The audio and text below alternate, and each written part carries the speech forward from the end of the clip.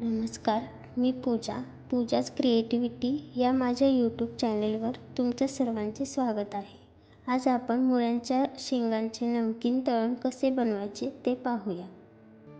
मुळा जसजसा मोठा होईल तसं तो आतून पोकळ होत जातो. त्यामुळे त्याच्यातील सत्वांचे रूपांतर फुलांमध्ये होते.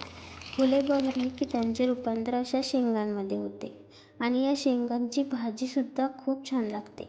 पण आज आपण तळणाची रेसिपी बघूया. प्रथम मुळ्याच्या शेंगा स्वच्छ धुवून घ्यायच्या. त्या व्यवस्थित नितळून घ्यायच्या.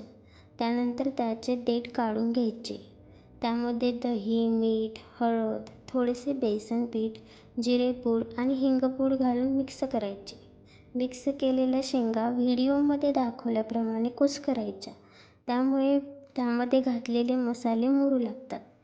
या मिक्स केलेल्या शेंगा तुम्ही एखादी सुती कापड मिश्रणावर टाकून रात्रभर मुरवूही शकता किंवा तसेच उन्हातही ठेवू शकता. 2 दिवस कडक उन्हात वाळवल्यानंतर त्या तळून बघायच्या.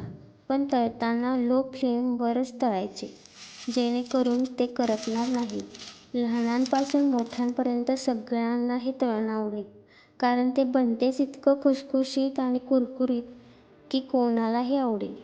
तुम्हाला जर ही रेसिपी आवडली असेल तर पूजाच क्रिएटिव्हिटी या चॅनलला लाईक, शेअर आणि सबस्क्राईब करायला विसरू नका. धन्यवाद.